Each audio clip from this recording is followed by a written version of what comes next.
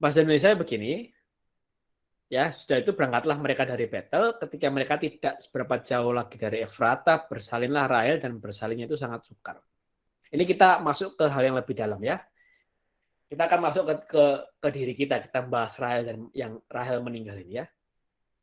Nah dalam terjemahan yang lain, Douay-Rheims ini apa? Douay-Rheims ini terjemahan bahasa Inggris dari kitab suci bahasa Latin Vulgata, terjemahannya Santo Hieronymus. Ya, dituliskan begini. Karena saya nggak bisa bahasa Latin gitu ya. Kalau saya bisa bahasa Latin, saya akan bacakan bahasa Latinnya gitu. Tapi karena saya nggak bisa, saya akan bacakan versi terjemahan bahasa Inggrisnya dari kitab suci Vulgata itu. And going forth from thence, he came in the springtime to the land which leads to Ephrata, wherein when Rahel was in travail gitu ya. Yang menarik ini apa? Kata springtime. Springtime. Dalam bahasa Ibrani itu sibrat. Dalam Septuaginta bahasa Yunani itu salrata. Tidak diterjemahkan memang. Atau mungkin diterjemahkan sebagai jalan pacuan kuda.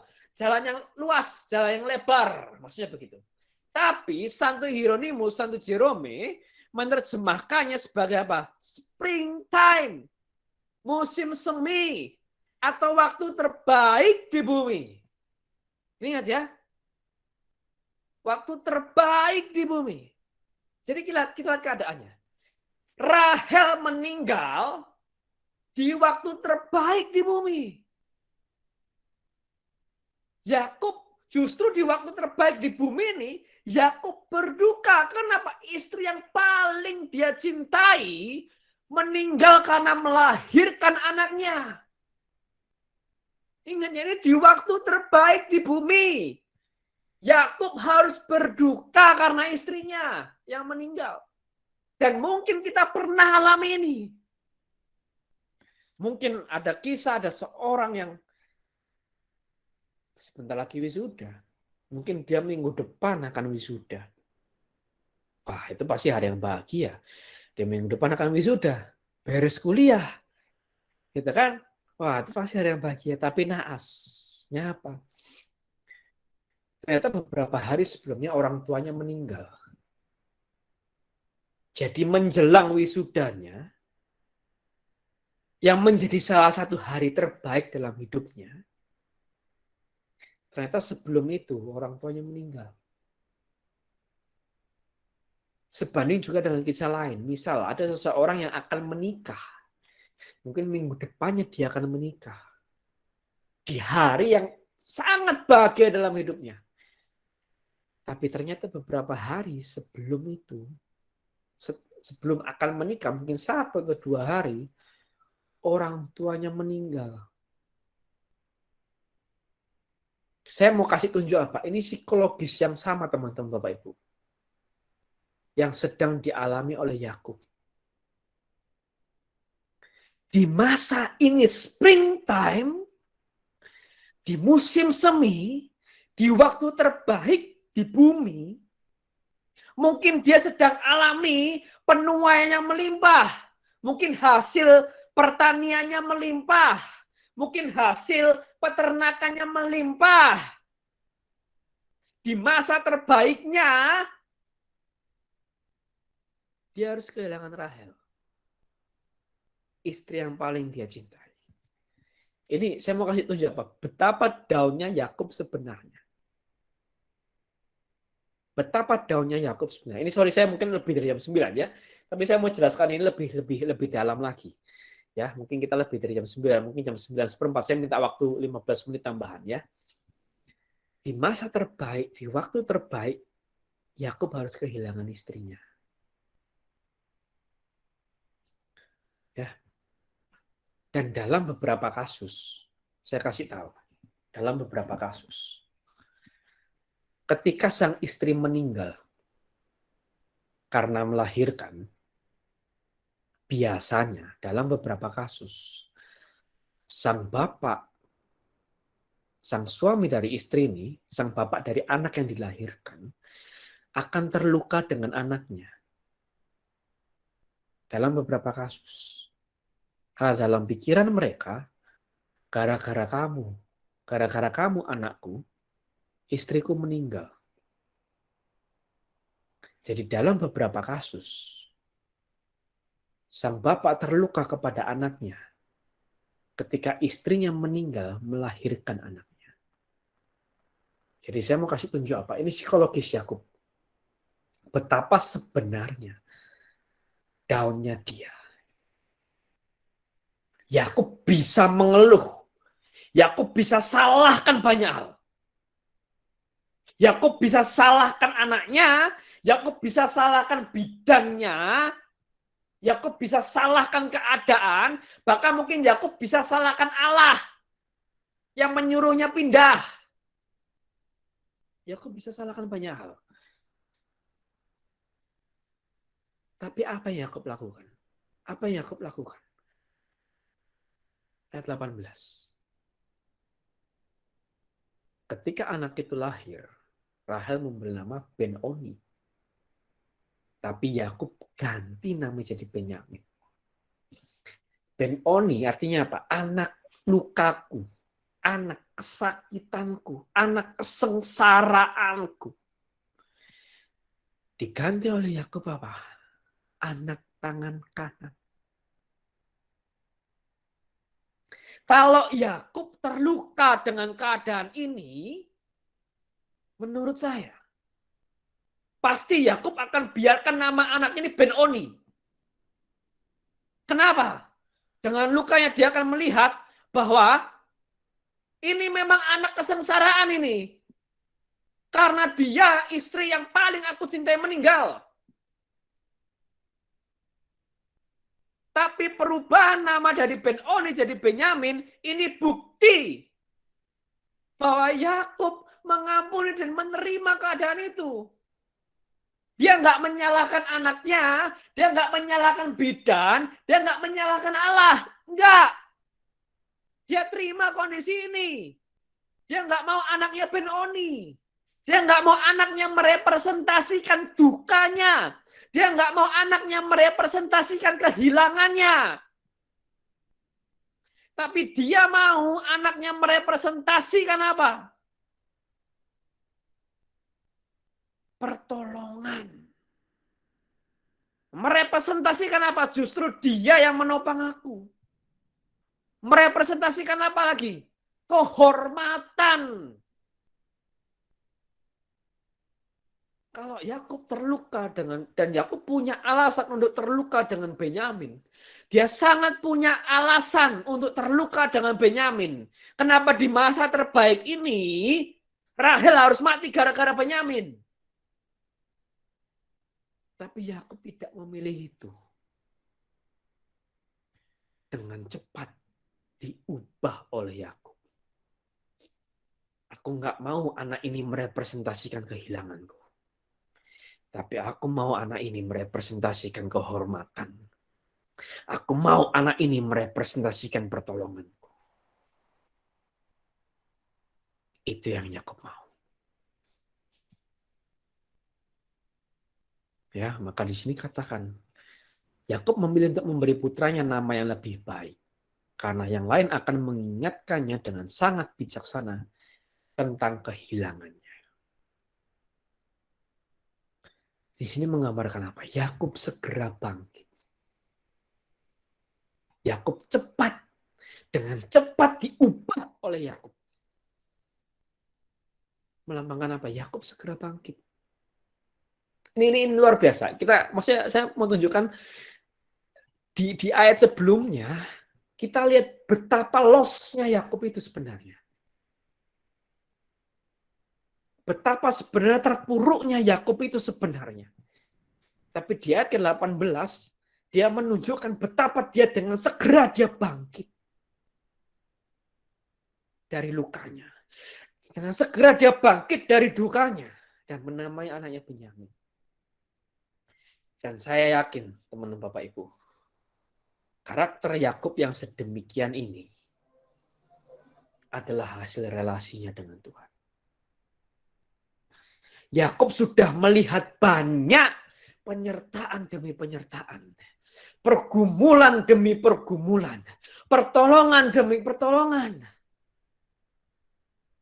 Dan Yakub tahu rasanya ketika apa?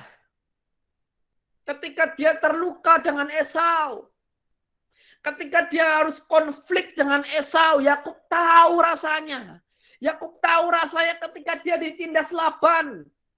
Dan Yakub tahu rasanya ketika dia mengampuni Laban. Yakub tahu rasanya ketika dia takut bertemu Esau. Dan Yakub tahu rasanya ketika Esau mengampuni dia. Dan di pasal sebelumnya Yakub tahu rasanya bagaimana ketika anak-anaknya tidak mengampuni Sikem. Dari semua kejadian yang dia alami bersama dengan Tuhan, dari semua kejadian luka yang dia alami, dari semua kejadian pengampunan dan mengampuni, diampuni yang dia alami, di momen ini Yakub memilih untuk mengampuni, menerima keadaan dan segera bangkit dari dukanya.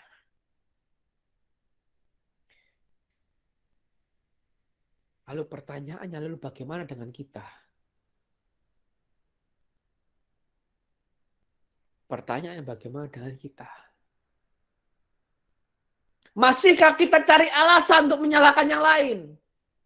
Aku nih begini kenapa? Karena bapakku nggak ngasih aku. Aku ini begini kenapa? Karena bapakku miskin. Aku ini begini kenapa? Karena aku nggak merasakan kasih bapak. Aku begini kenapa? Karena Tuhan nggak adil. Masihkah kita begitu? Menyalahkan. Tanpa ada pengampunan yang kita berikan. Tanpa kita mencoba untuk menerima keadaan. Tanpa kita mencoba untuk bangkit dari setiap luka-luka kita. Apakah kita masih begitu? Atau kita mau belajar dari Yakub malam hari ini? Yakub bangkit dari keterpurukan dengan segera. Yakub bangkit dari duka dengan segera. Yakub menerima keadaan dengan segera.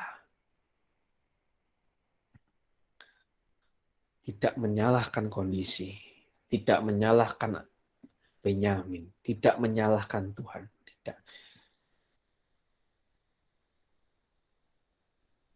Dan saya mau ingatkan lagi, luka batin yang kita simpan itu mempengaruhi karakter kita, teman-teman Bapak Ibu.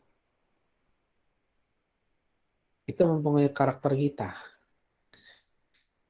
Bisa jadi kita menjadi karakter yang nggak bisa dipercaya, karakter yang selalu buat onar, karakter yang selalu buat masalah, karakter yang nggak bisa menyelesaikan tugas dengan baik, karakter yang nggak bisa dipercaya. Dan kalau kita simpan itu, misal dia membentuk karakter kita sebagai pembuat onar, ya, maka kita akan membuat onar, dan orang nggak suka dengan kita, dan kita tahu iya orang nggak suka dengan aku, kita terluka dengan orang itu, numpuklah luka lagi. Kita tetap tidak bisa mengampuni luka batin yang awal. Karakter kita mungkin makin keras. Karakter kita jadi orang nggak dipercaya. Ketika orang nggak percaya dengan kita, kita luka lagi, numpuklah luka itu. Apa kita mau begitu terus dalam kehidupan kita? Atau kita coba mengakui bersama dengan Tuhan, yes Tuhan, aku mau pulih. Aku mau pulih. Maka ada orang bilang, ketika kita membereskan luka batin, itu kita seperti mengupas kulit bawang. Lapisan demi lapisan, demi lapisan, demi lapisan. Demi lapisan, demi lapisan. Seperti itu. Terus berproses. Dan kita cari akarnya. Karena apa? Luka batin ini efeknya terlalu besar. Ke karakter, ke bagaimana kita menilai orang lain. Harus sesegera mungkin kita selesaikan. Aku nggak bisa lakukan sendiri. Cari pertolongan. Cari orang yang bisa dipercaya, cari orang yang bisa mendoakan, cari orang yang bisa mengkonselingi, cari orang yang bisa mementoringmu. Cari orang. Bahkan menurut saya nggak ada salahnya ke psikiater. Kalau memang itu sangat diperlukan. Cari pertolongan. Saya beberapa kali saya sharing. Kemarin, tante saya nelpon saya. Kemarin malam tante saya nelpon saya. Dan memang tante saya, walaupun nggak sering ya, tapi cukup rutin lah. Ya, mungkin sebulan sekali atau sebulan 2 kali gitu ya, walaupun tidak sering untuk nelpon saya. Dan itu isinya apa? Tante saya ceritakan ini, tante saya buang sampah ke saya.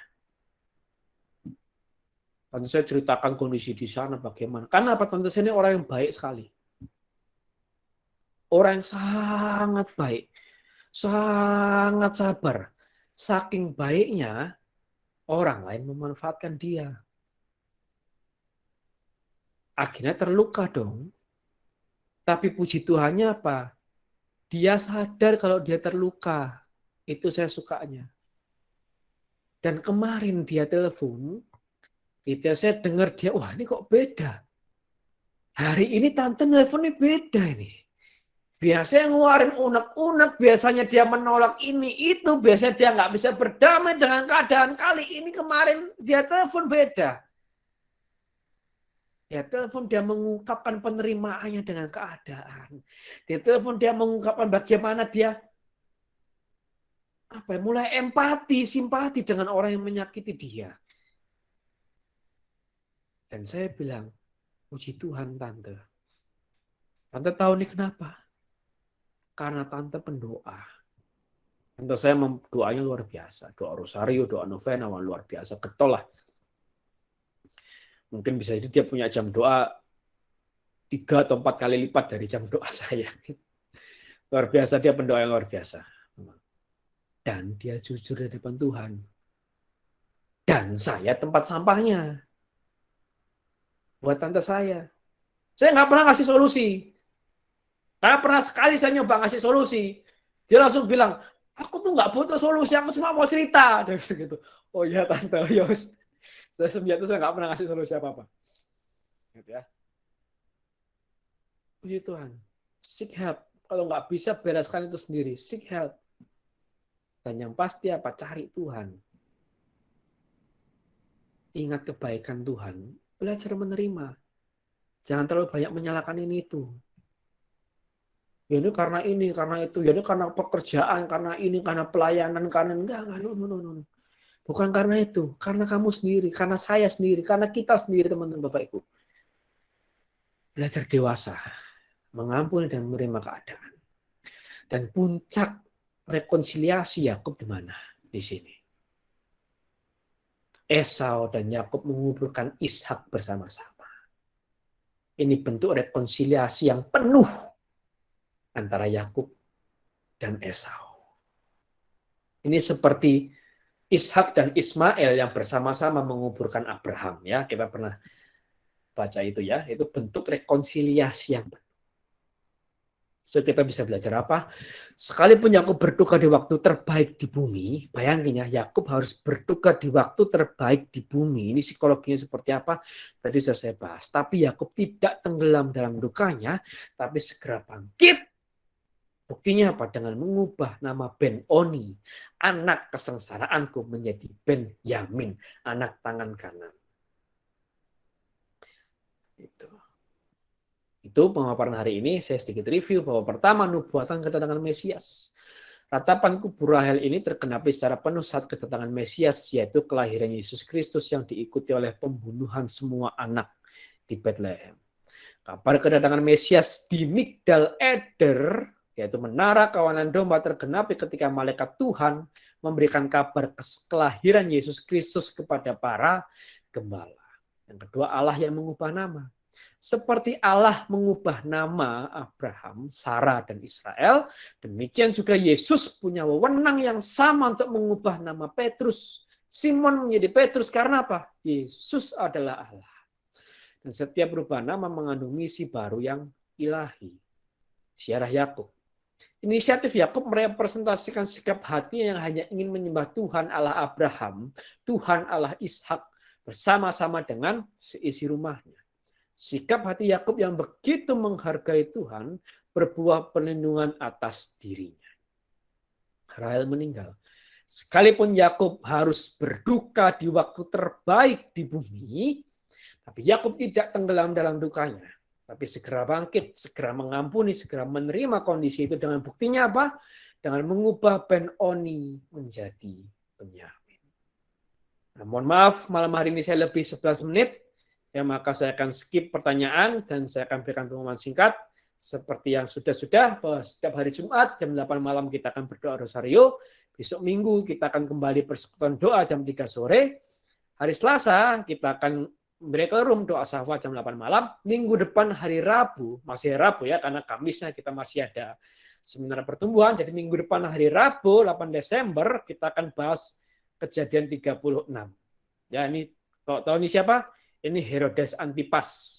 Apa hubungannya Herodes Antipas dengan keturunan Esau, keturunan Seir, dan raja-raja Edom? Minggu depan akan kita bahas. Jangan lupa follow dan support kita di channel YouTube kita, House of Praise Bandung, dan di Instagram kita @house.of.praise. Karena kita sudah lebih 11 menit, maka mohon maaf, kuis hari ini ditiadakan ya. Jadi kita kuis nanti minggu depan.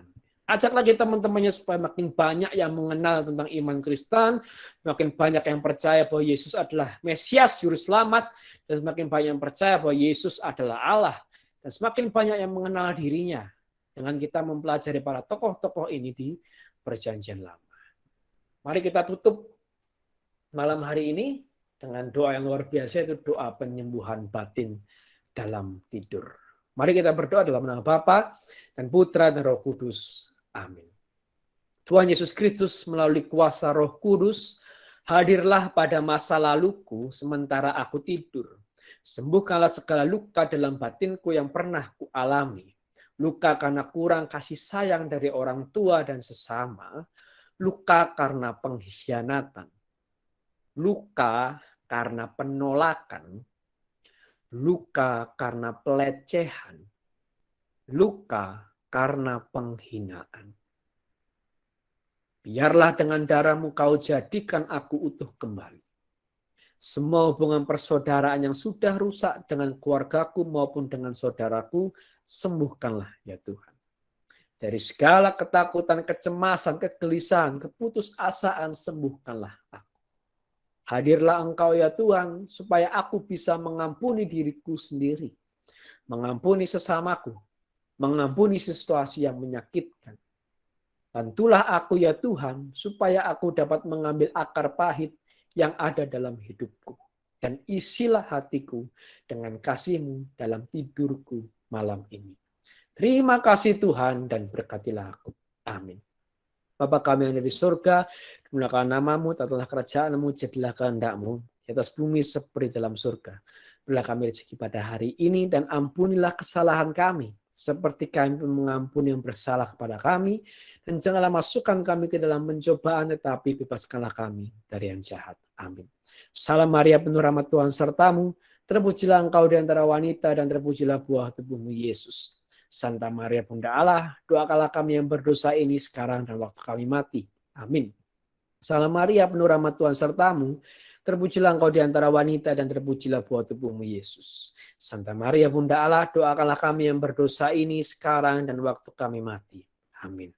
Salam Maria, penuh rahmat Tuhan sertamu, terpujilah engkau di antara wanita dan terpujilah buah tubuhmu Yesus.